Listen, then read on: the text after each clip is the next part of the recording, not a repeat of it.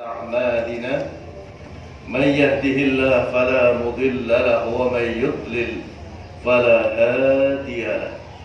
الصلاة والسلام على رسول الله وعلى آله وصحبه ومن استنى بسنته إلى يوم القيامة وبعد.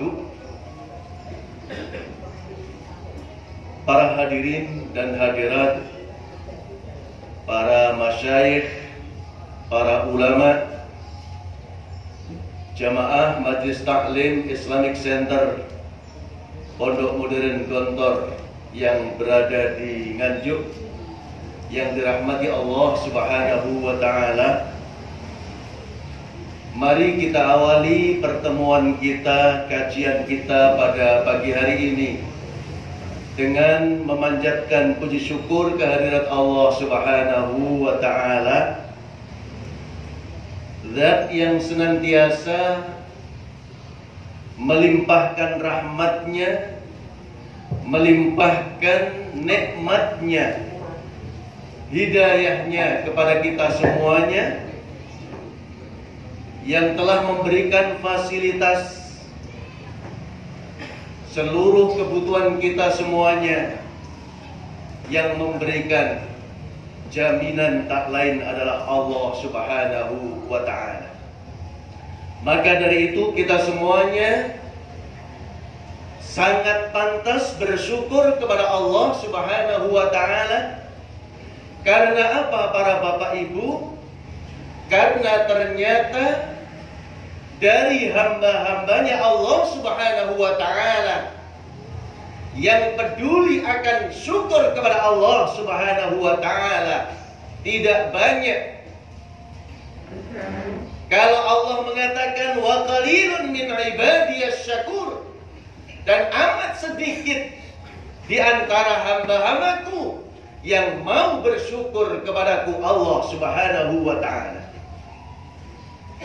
Karena memang perjalanan hidup manusia ini dihadapkan oleh Allah dengan berbagai macam tantangan. Iblis pun sudah standby, siap untuk menghambat manusia agar supaya dia bersyukur kepada Allah Subhanahu wa Ta'ala. Apa kata iblis yang dikisahkan oleh Allah di dalam Al-Quran? Thumma la'atiyannahum min baini aydihim wa min khalfihim wa an aymanihim wa syama'ilihim wa la tajidu aktsarahum syakirin. Benar, niscaya akan saya datangi anak Adam itu. Dari mana? Dari depannya saya datangi, akan saya goda, akan saya halangi dari bersyukur kepada Allah Subhanahu wa Ta'ala. Dari belakangnya juga begitu, dari samping kanannya juga begitu, samping kirinya juga begitu, sehingga engkau Allah tidak mendapati kebanyakan di antara mereka bersyukur kepadamu. Maka nyata para bapak ibu bahwasanya di antara hamba-hamba Allah Subhanahu wa Ta'ala sangat sedikit yang bersyukur kepada Allah Subhanahu wa Ta'ala. Para bapak ibu bisa ngecek, kalaulah umpamanya kita menghadiri jamaah sholat subuh, kira-kira qalil atau katsir? Kira-kira banyak atau sedikit? Sedikit. Berarti benar fakta yang ditampilkan oleh Allah Subhanahu wa Ta'ala, wa qalilan min ibadiyas syakur, memang benar, cuma sedikit. Kita cek lagi, di era modern seperti ini, era IT, era gadget seperti ini, berapa banyak umat Islam yang membiasakan membaca Al-Quran di rumah-rumahnya? Kira-kira sedikit atau banyak? Tahu jawabannya para bapak? Kalaulah dulu kita melihat zaman belum semaju seperti ini, Di saat listrik pun belum masuk pedesaan, perkotaan pun juga belum seramai ini. Nenek moyang kita, bapak ibu kita, habis maghrib dengan lampu teplok masih menyenandungkan ayat-ayat suci Al-Quran. Tapi pada era modern seperti ini, era gadget seperti ini, mulai bangun tidur yang dicari itu sudah HP. Benar dia? Ya, mulai melek. Belum tentu sudah berdoa atau belum. Ya, dia berdoa, Alhamdulillahilladzi ahyana ba'dama amatana wa ilaihin nusyur. Sudah berdoa atau belum? Gerayah-gerayah itu yang dicari sudah HP. Kapan kita ini menjaga diri kita untuk tetap peduli kepada Al-Quranul Karim? Kita buktikan. Maka tidak salah kalau di antara hamba-hamba Allah yang kemudian berdoa kepada Allah, Allah maj'alni minal qalil. Ya Allah, jadikanlah saya termasuk hamba-Mu yang sedikit. Yang bersyukur kepada Allah memang sedikit. Itu adalah fakta nyata. Maka baik saja kalau kadang-kala lewat medsos itu ada one day, one page, one day, one juz, ya, di-share satu hari satu halaman. Jangan satu hari cuma satu ayat. One day, one ayat itu terlalu sedikit. Masa satu hari cuma satu ayat. One day, one page, satu hari satu halaman dari Al-Quran. Atau one day, one juz, satu juz. Itu satu hari dibudayakan. Karena memang cuma sedikit di antara hamba-hamba Allah yang mau bersyukur kepada Allah Subhanahu wa ta'ala. Kemudian yang kedua, kenapa kita ini harus bersyukur kepada Allah Subhanahu wa ta'ala?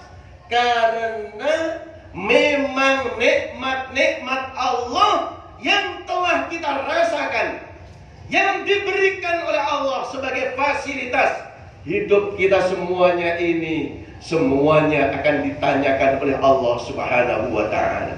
Tsumma latus'alunna yauma idzin 'anil na'im. Kemudian kamu sekalian mesti akan ditanya tentang nikmat yang kalian rasakan ketika hidup di dunia. Di dalam sebuah riwayat diriwayatkan oleh sahabat Jabir ibnu Abdillah, suatu saat kedatangan tamu istimewa, sangat istimewa tamunya. Tamunya adalah Rasulullah Muhammad sallallahu alaihi wasallam, kedua Abu Bakrin As-Siddiq, yang ketiga Umar ibnul Khattab. Sudah nggak ada yang mengalahkan tiga orang ini. Begitu kedatangan tamu, bahwa menghormati tamu itu adalah sesuatu yang dianjurkan oleh Islam, maka Jabir bin Abdillah pun juga berusaha apa yang harus saya pakai untuk menjamu tamu-tamu istimewa saya. Maka kemudian Jabir bin Abdullah itu menyiapkan tamar kurma, kemudian menyiapkan air putih. Tentu air putihnya belum kemasan seperti kita, ya, air putih mungkin zam-zam, ya, dipersiapkan oleh Jabir bin Abdullah. Kemudian setelah semuanya mencicipi kurma, meminum air putih, Rasul mengatakan, Hada minan na'im alladhi tus'aluna anhu yawmal qiyamah. Jadi setelah semuanya mencicipi, merasakan, Rasul mengatakan, Hada minan na'im alladhi tus'aluna anhu yawmal qiyamah. Ini adalah bagian dari nikmat Allah yang kelak kamu sekalian akan ditanya akan nikmat yang kamu rasakan. Minum air seteguk untuk apa? Ditanyakan kelak oleh Allah. Makan kurma satu cuel untuk apa? Akan ditanyakan oleh Allah Subhanahu wa ta'ala. Belum lagi kalau lesehan, nasi goreng, ya, itu baru kurma sak cuil, Bu. Ya, bagaimana kalau lesehan, prasmanan dan lain sebagainya? Akan akan ditanya tentunya oleh Allah Subhanahu wa Ta'ala. Suatu saat juga begitu, ketika berteduh dengan para sahabatnya di sebuah perumahan, kemudian berteduh santai, Rasul pun mengatakan, hadza minan na'im alladzi tus'aluna anhu yaumal qiyamah. Ini nikmat. Berteduh, berada di tempat tinggal, entah itu sederhana, entah itu sedang, mewah, dan lain sebagainya, akan ditanyakan oleh Allah Subhanahu wa Ta'ala kelak pada hari kiamat. Luar biasa. Kita kadang-kadang nggak menyadari, orang yang hidup di wilayah gampang air, Kediri, Nganjuk, ini airnya sangat mudah. Ya.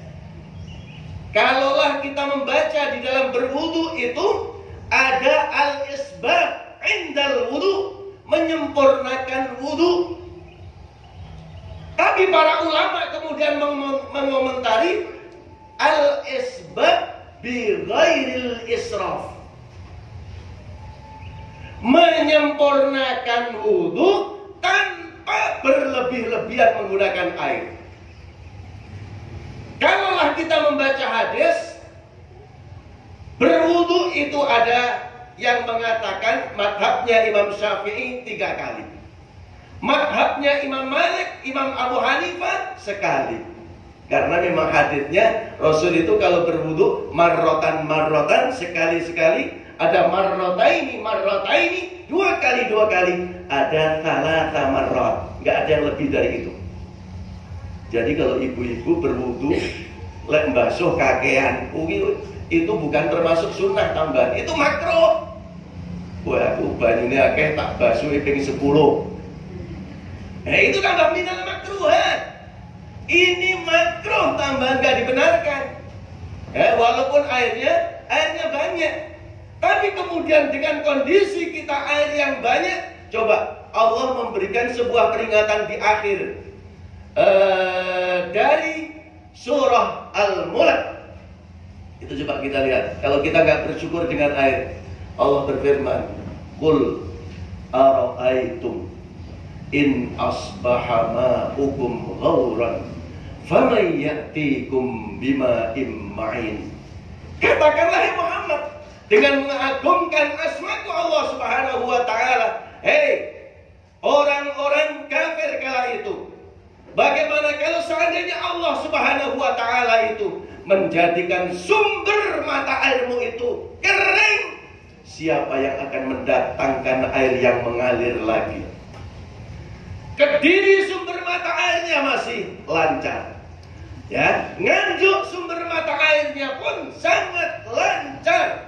Tapi siapa tahu Allah Subhanahu wa Ta'ala Maha Kuasa, Allah Subhanahu wa Ta'ala yang berhak punya wewenang untuk segalanya, Allah Subhanahu wa Ta'ala. Makanya kita hati-hati, kita manfaatkan dengan baik, kita syukuri semua apa yang diberikan oleh Allah Subhanahu wa Ta'ala. Maka ada yang menafsirkan ayat "Tsumma latus'alunna yauma idzin 'anil na'im."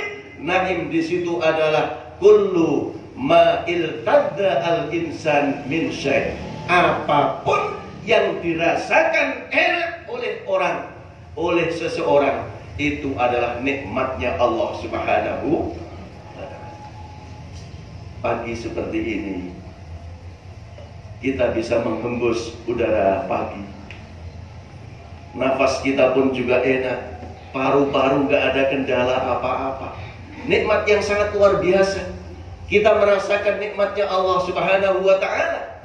Ini yang patut kita syukuri. Kita berbanyak tahmid, alhamdulillah, dalam berbagai kesempatan. Tidak pada momen-momen tertentu, tidak harus umpamanya setelah makan, tidak harus setelah tidur, dan setelah yang lainnya, tidak. Tapi kita dalam berbagai kesempatan pada waktu luang, kita pun bisa mengucapkan alhamdulillah, sangat luar biasa nikmat-Mu ya Allah Subhanahu wa Ta'ala. Para hadirin yang dirahmati Allah Subhanahu wa Ta'ala, pada pagi hari ini saya akan mengkaji tentang pertemanan sejati di dalam Islam atau dalam Islam. Kalau kita kembalikan kepada pribadi-pribadi manusia, bahwasanya manusia itu adalah makhluk sosial. Manusia itu secara pribadi-pribadi tidak mungkin akan siap hidup sendiri. Manusia itu secara pribadi-pribadi tidak akan mampu mencukupi hidupnya dengan sendiri. Percaya, Bu? Kalau ibu menanak nasi, nggak usah kiloan, hitungan umpamanya berapa comot tangan gitu. Itu sudah berapa banyak orang yang berjasa kepada kita, para bapak ibu. Segenggam beras ini orang yang berjasa kepada kita sudah banyak. Ya, petani yang menanamnya, karyawan yang kerja, pupuknya, gung pabrike, sing kerja piro. Ya, dan lain sebagainya. Kemudian ada selebnya, karyawan selebnya, ada yang mengantarkan, ada yang memasarkan. Sangat banyak yang sudah berjasa kepada kita untuk makan satu piring atau satu apa ya. Itu sudah banyak ternyata orang yang berjasa kepada kita. Artinya apa? Nggak mungkin di dalam hidup ini kita itu menyendiri. Nggak mungkin kita melengkapi kebutuhan hidup kita dengan sendiri.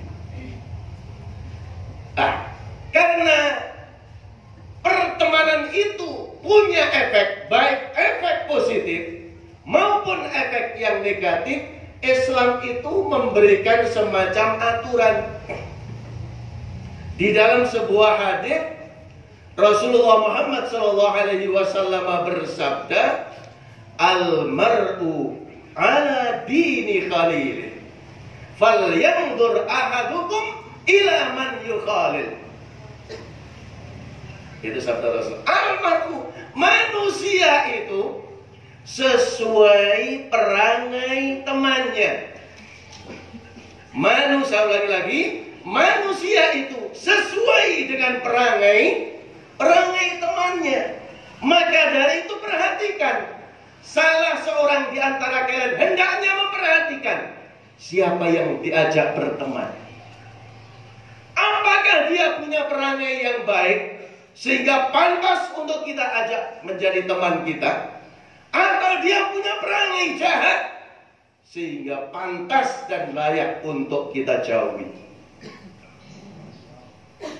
Para ulama ketika membahas siapa di antara teman-teman yang pantas kita ajak berteman, ada di antara mereka mengatakan teman yang pantas kita temani itu ayyatahalla bi khamsi khisal.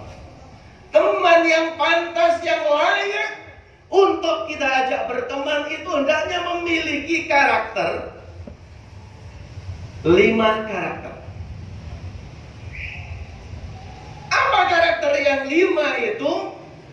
Yang pertama adalah al-wafa. Yang kedua adalah al-amanah. Yang ketiga adalah as-sidqu. Yang keempat adalah al-badlu. Yang kelima adalah al-ikha. Apa ibu-ibu? Belum. Iya. Iya.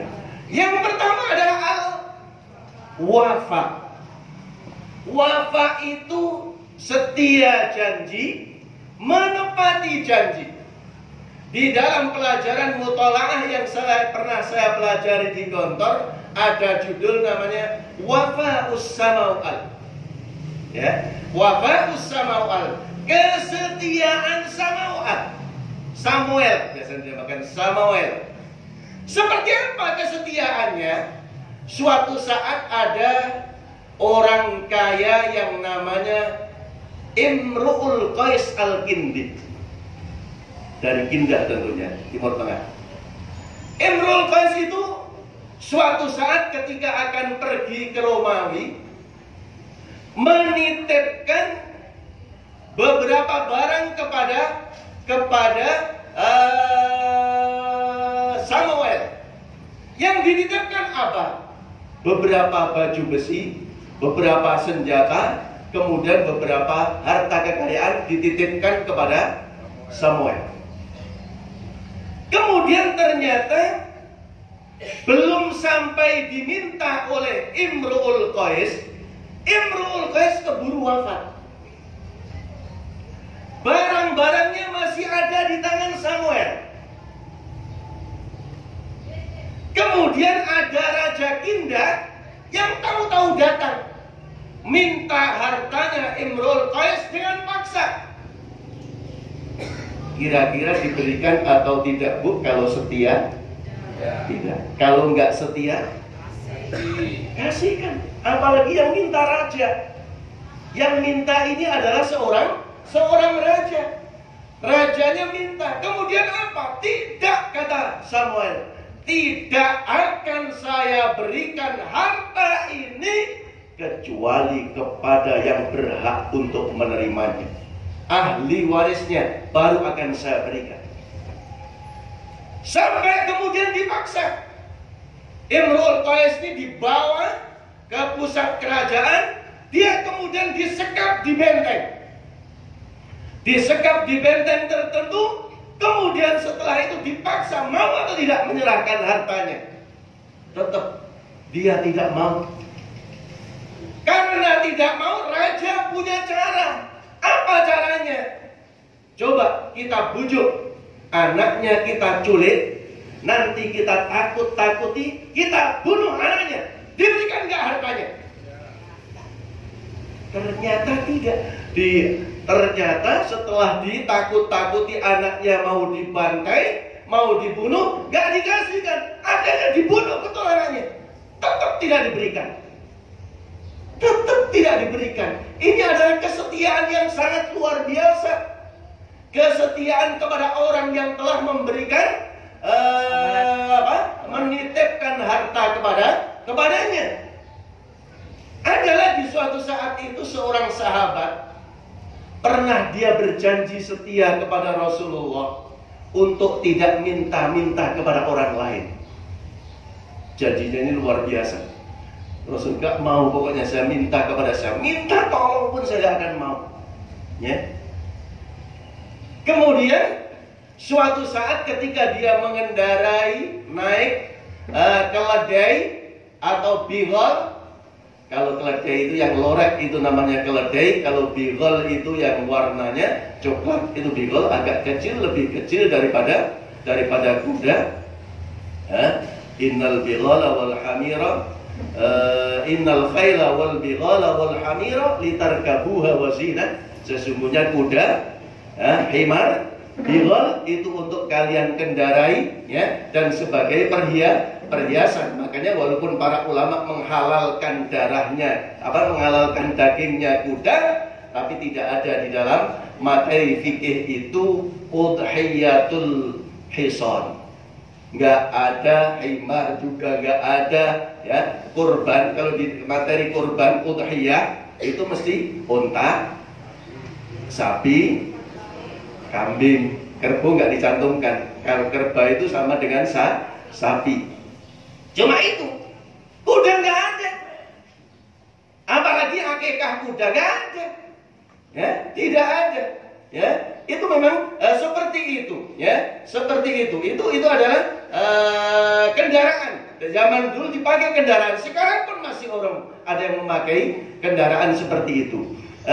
Kemudian ketika naik kendaraan, cemetinya, pecutnya jatuh. Ya, pas numpak bighalnya itu, cemetinya jatuh. Ada orang yang nggak mau minta tolong karena sudah berjanji setia. Kalau saya sampai mengatakan, hei, ambilkan cemeti saya, dia sudah mengingkari janjinya kepada Rasulullah Muhammad SAW. Makanya dia pun turun. Walaupun harus capek, harus bersusah payah, dia pun akhirnya turun ngambil pecutnya, ngambil cemetinya. Karena apa? Karena sudah berjanji setia kepada Rasulullah Muhammad sallallahu alaihi wasallam. Kemudian yang selanjutnya adalah al-amanah. Addi amanata man tamanaka wala takhun man khanaka. Itu dalam prinsip Islamnya begitu, dalam hadis itu. Addi amanata man tamanaka wala takhun man khanaka. Berikan, tunaikan amanat orang yang telah memberikan kepercayaan kepadamu. Jangan sampai kamu mengkhianati, sekalipun orang itu khianat kepadamu. Ini prinsipnya, prinsip adalah memberi. Maka dalam Al-Quran, adul amanat ila ahliha. Sampaikan, berikan amanat itu kepada yang punya hak, yang berwenang. Ada kisah dua orang yang sangat amanah. Satunya adalah pedagang kaya raya, satunya adalah orang yang menjual rumah. Suatu saat pedagang kaya raya ini membeli rumah dari seorang yang menjual rumahnya. Setelah rumah itu dibeli, ya, kemudian orang kaya ini akan membangun rumahnya, sehingga kemudian harus merobohkan sebagian dindingnya.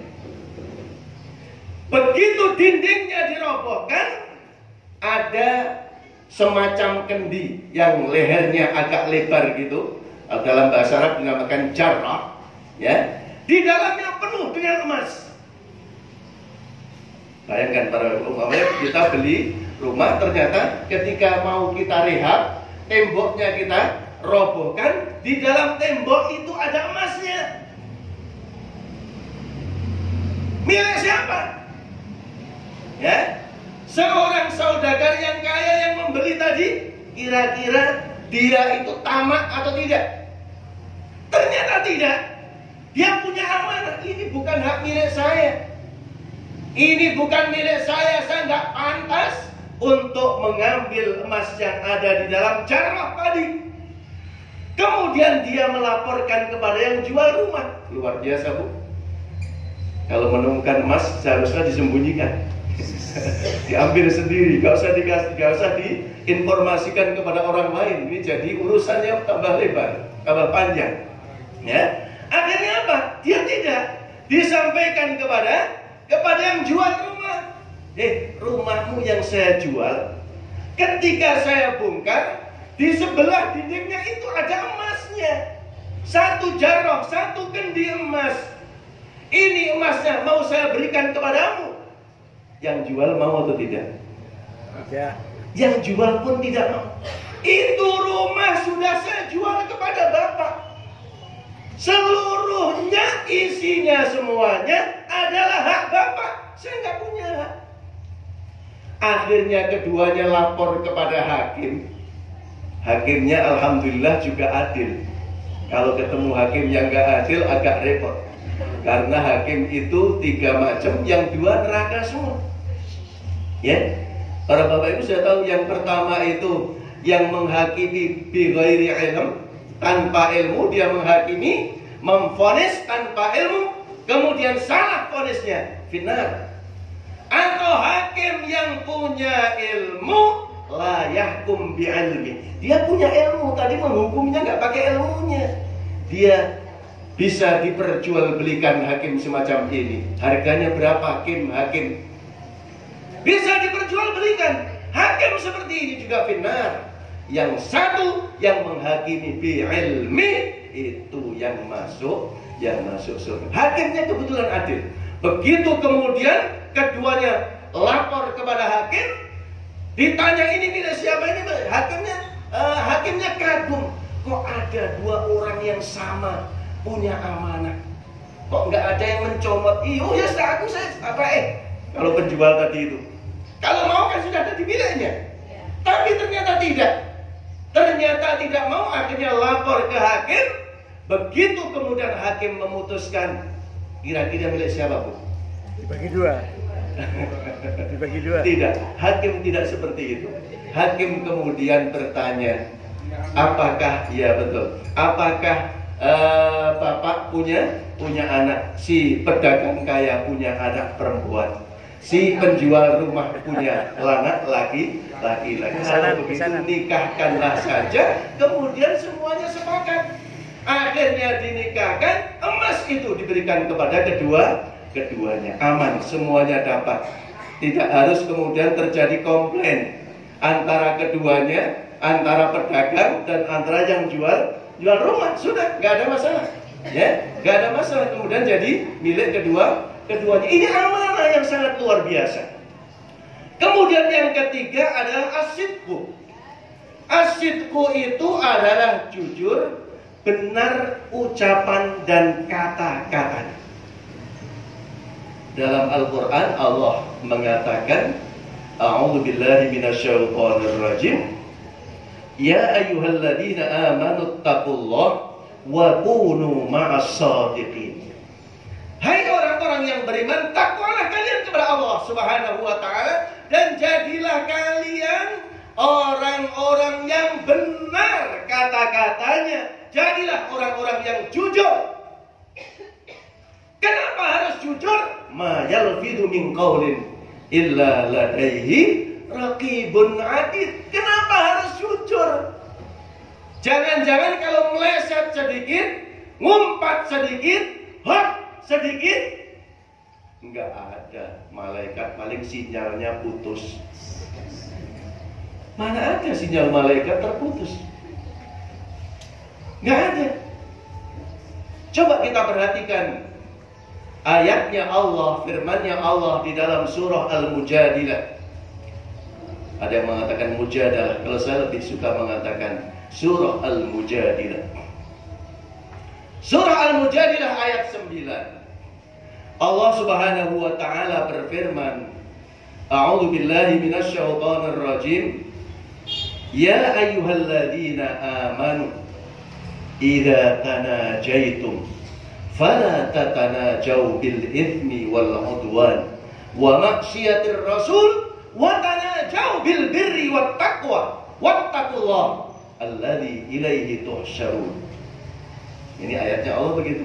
Ini zamannya zaman ket kita ini. Zamannya zaman hoax. Wong ngrasani gak usah face to face adu-aduan iso ngrasani wong. Nggih, Bu?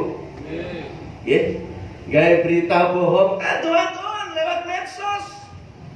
Ya, tambah canggih HP ini, tambah gampang ngrasani wong. Gitu apa nggih, Bu? Tambah penak. Lah, platformnya, dasarnya diterangkan oleh Allah di dalam surah Al-Mujadilah ini.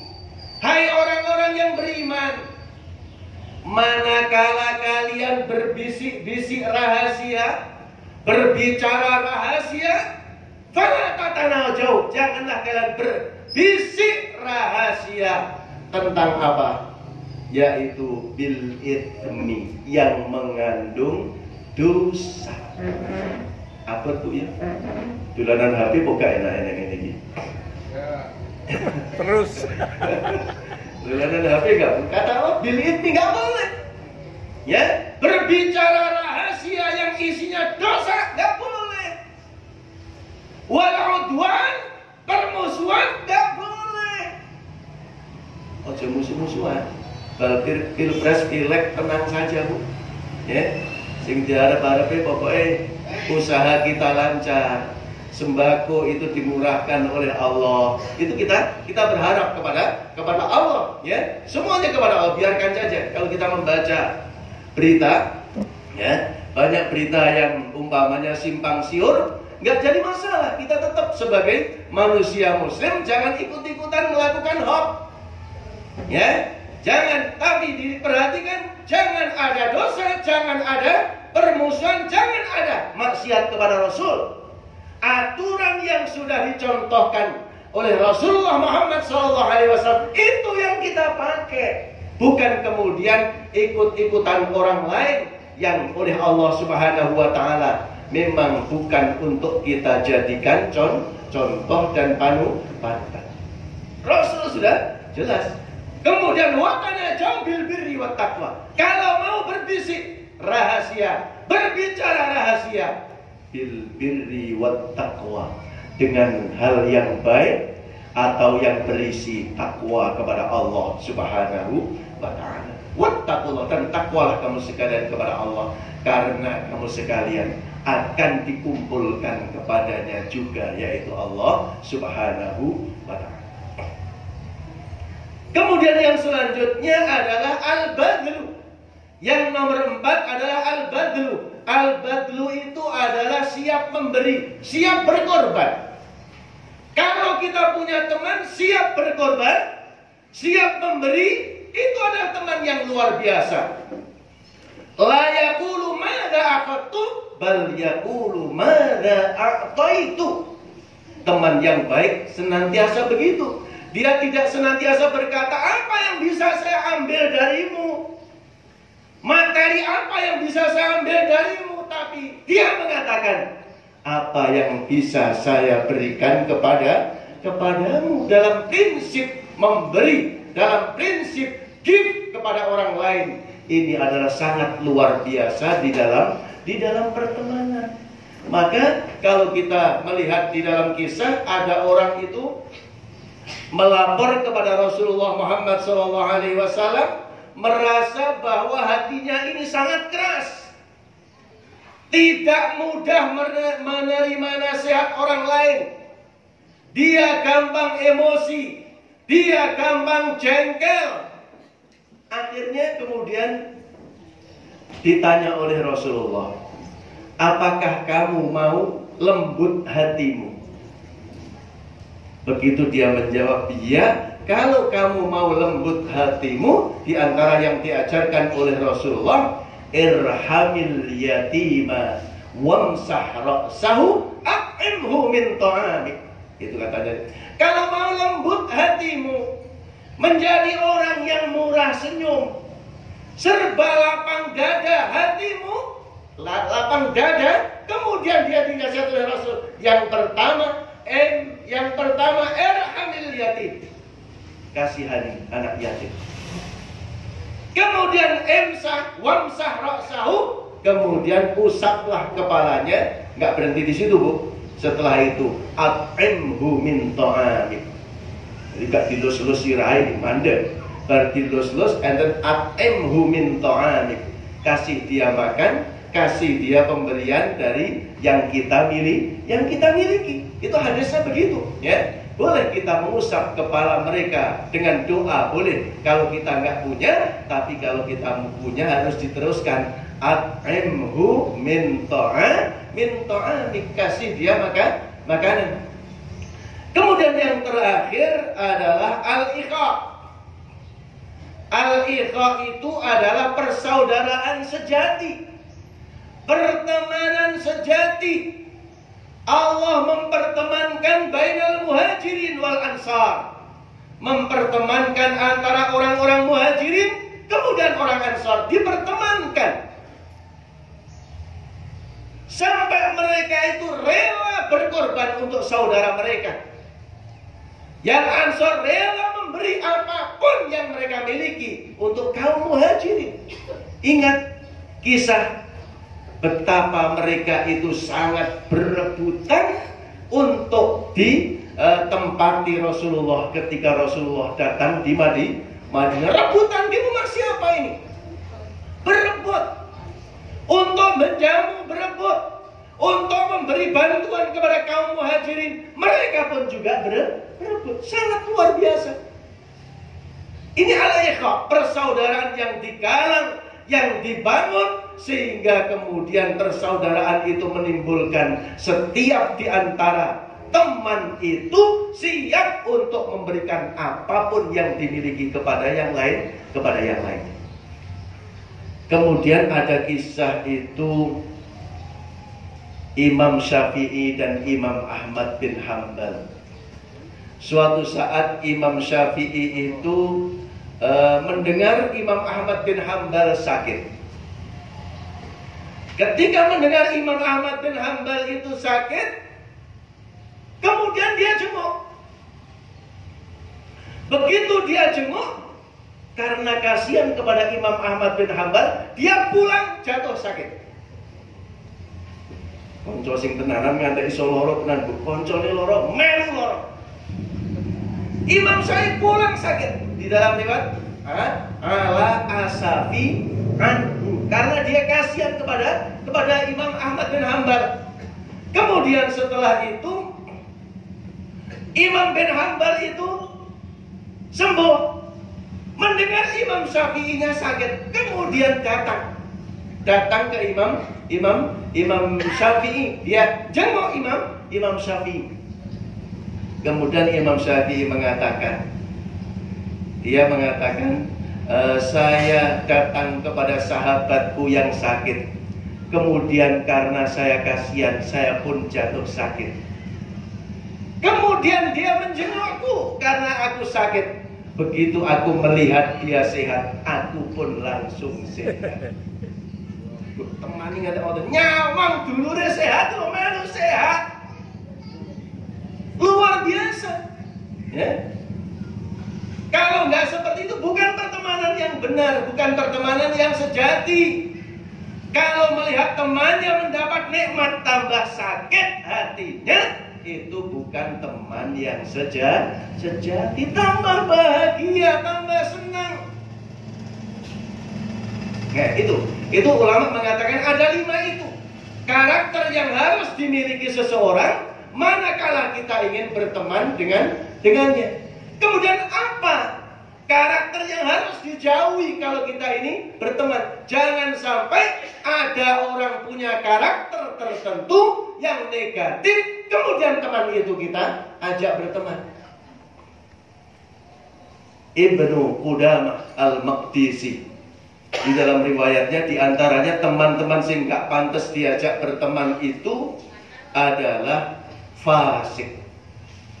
Fasik itu adalah orang yang melanggar aturan Allah sehingga dia melakukan dosa-dosa besar. Ini adalah orang fasik.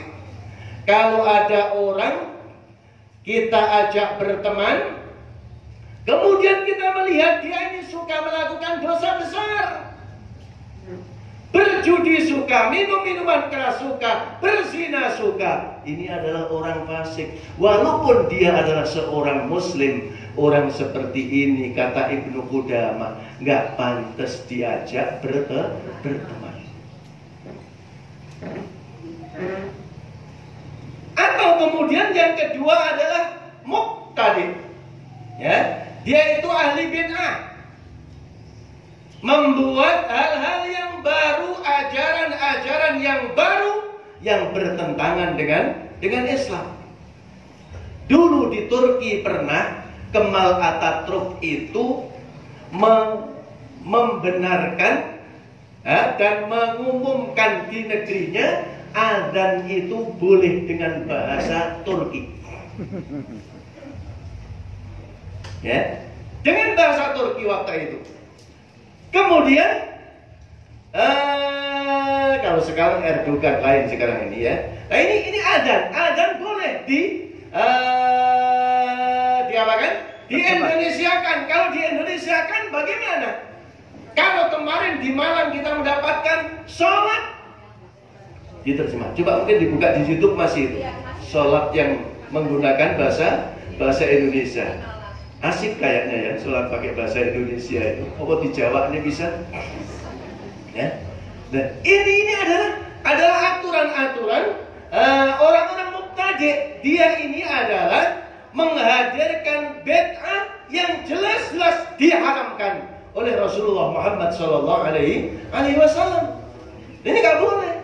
Ataupun mungkin ada orang yang kemudian mensyariatkan jangan sholat 5 waktu kakean, sholat pisan wis cukup.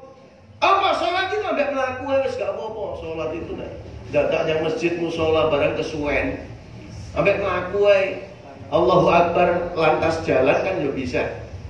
Ya, sambil jalan juga bisa. Ini adalah bid'ah. Orang-orang model semacam ini ya tidak layak untuk kita ajak sebagai sahabat kita, sebagai teman kita. Kemudian yang ketiga menurut Ibnu Qudamah yaitu ghairu harisin 'ala dunya. Dia tidak tamak kepada dunia. Nah, teman opo-opo jaluk bonus, ya. Opo-opo jaluk sebagian yang dimiliki harus dia berikan. Nah, ini teman yang tamak. Teman-teman yang tamak model semacam ini harus dijauhi. Kalau dia bisa kita ingatkan, diajak menjadi orang yang tidak rakus kepada dunia, kita ajak, kemudian bisa kita bersahabat dengannya. Tapi kalau seandainya kita ingatkan, tapi dia tetap tamak kepada dunia dan tidak mau lurus jalannya di jalan Allah Subhanahu wa Ta'ala, orang-orang ini pantas untuk kita tinggalkan. Kenapa demikian? Ternyata ada kelak para bapak ibu, persahabatan itu yang kekal sampai akhirat. Ada persahabatan terbatas hanya sampai di dunia.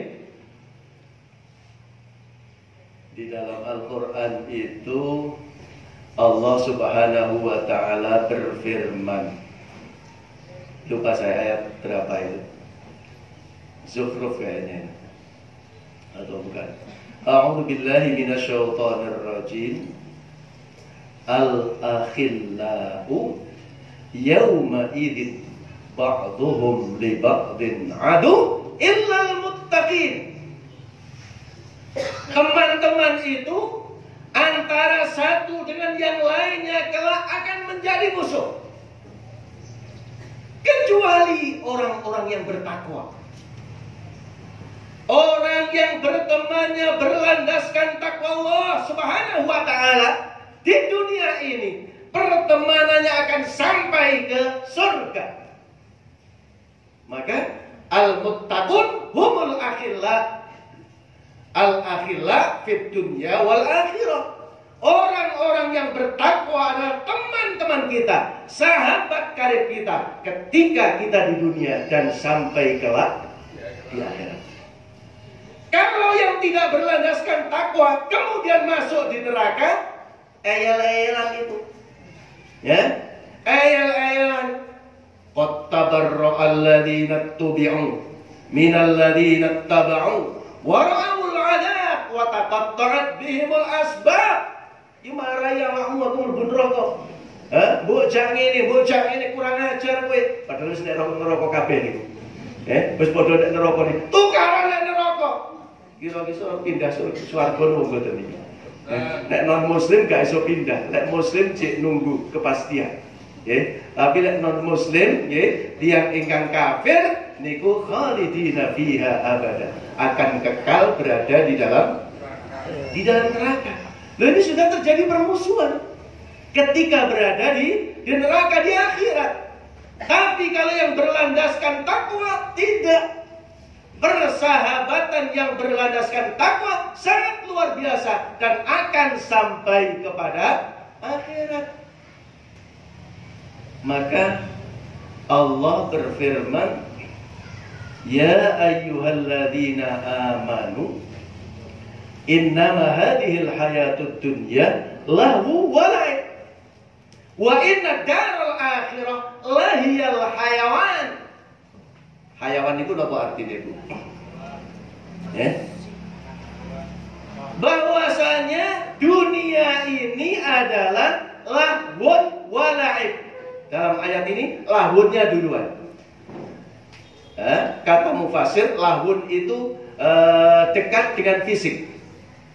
Lahwun itu terkait dengan physically, ya, sesuatu yang sifatnya fisik, ya, permainan fisik, ya. Kita ini bergaul seperti ini, kemudian bertemu, kemudian berpisah, kemudian senang, ya. Nah, ini adalah physically. Kemudian kalau laib itu terkait dengan batin, terkait dengan hati, suka duka kita, senang susah kita, itu adalah laib. Tidak ada husnun ladum wala surur. Susah terus-terusan tidak ada, senang terus-terusan pun juga tidak ada. Dunia itu seperti itu. Itu maka dinamakan romantika kehidupan. Wa inna daral akhirah lahiyal hayawan. bahwasanya negeri akhirat itu al-hayawan. Al-hayawan itu artinya al-hayah al-haqiqiyah. Bahwa hidup di akhirat kelak adalah hidup yang sesungguhnya. Kata para ahli tafsir, kenapa akhirat itu dinamakan, kehidupan akhirat itu dinamakan hidup yang sesungguhnya, hidup yang sebenarnya? Mereka mengatakan li'annahu laisa ba'daha mautun. Kata mufasir, karena setelah hidup itu nggak ada mati lagi. Hidup sekarang ada mati.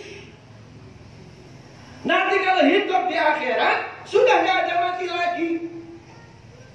Hidupnya adalah sepanjang hidup.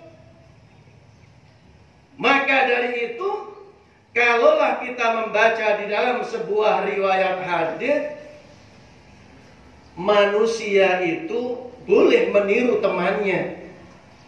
Sesuai pembagian, kalau dibagi di dalam sebuah hadis bahwasanya manusia itu ada empat model manusia.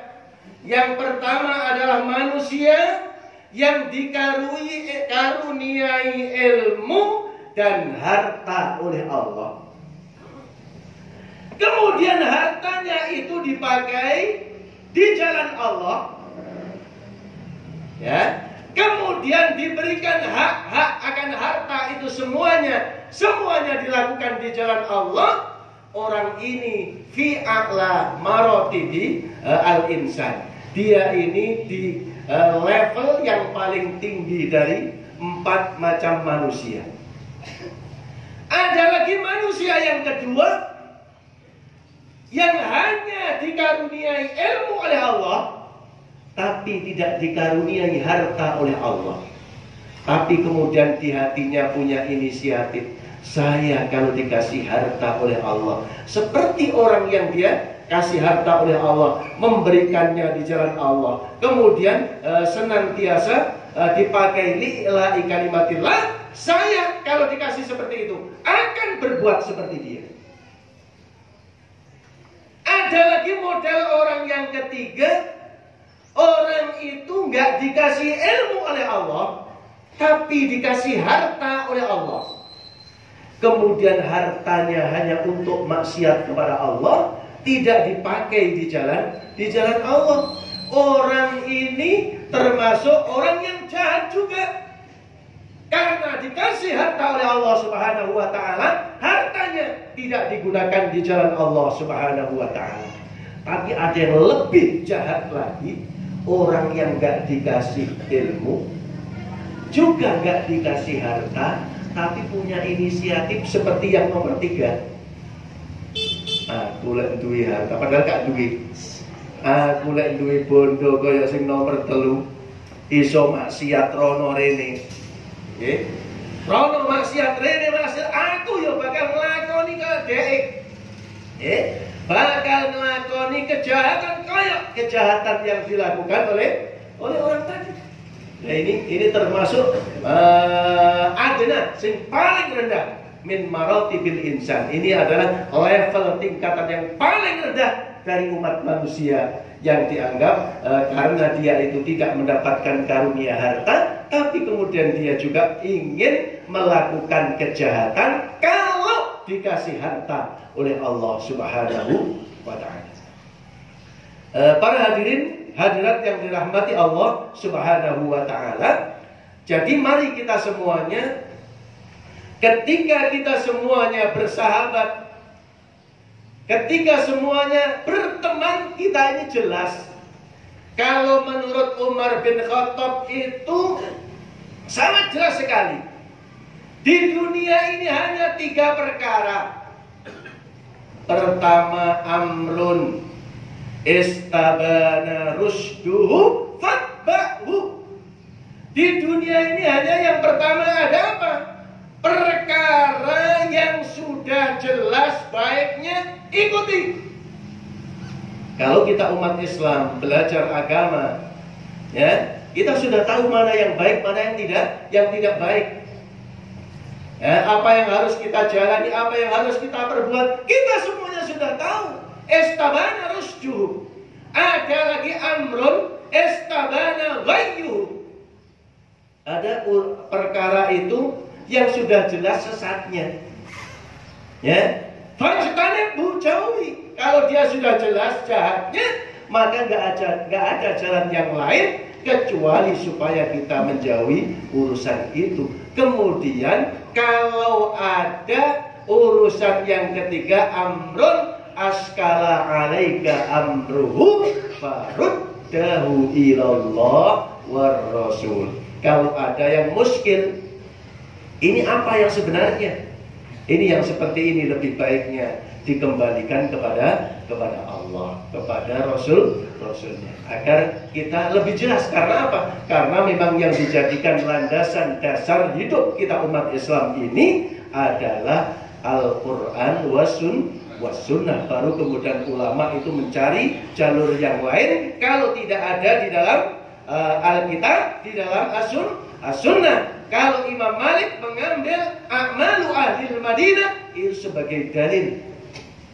Kalau ada permasalahan, di antara yang dipakai referensi oleh Imam Malik itu adalah a'malu ahli Madinah. Apa yang diperbuat oleh penduduk Madinah itu yang dijadikan referensi. Yang terakhir mungkin ada sebuah kisah yang patut kita teladani. Suatu saat sahabat Jabir juga, Jabir bin Abdullah itu ketemu sahabat Umar bin Khattab. Ketika ketemu dia membawa, kalau orang Arab dendeng, kalau sini dendeng ragi atau apa ya, daging yang sudah dimasak begitu. Dia kemudian ditanya oleh Umar, apa yang kamu bawa ya Jabir? Saya membawa daging kesukaanku yang baru saja saya beli. Kemudian Umar bin Khattab bertanya, apakah setiap engkau suka sesuatu kemudian kamu beli? Jabir terdiam. Kemudian Umar mengatakan, menyitir ayat Allah, apa kamu tidak takut termasuk hamba-hamba Allah yang di dalam ayat ini, adhabtum thayyibatikum fi hayatikum dunya.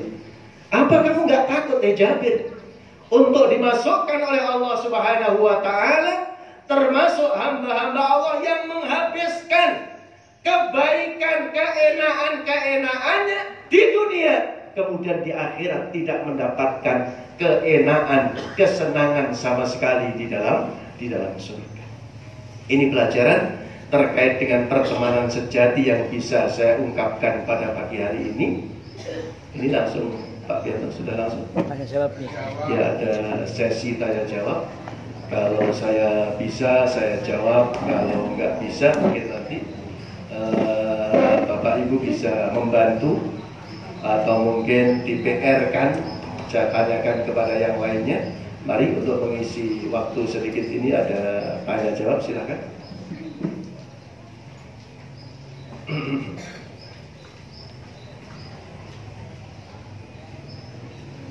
Silakan kalau ada yang bertanya. Mungkin dari Bapak Ibu ada yang ingin bertanya.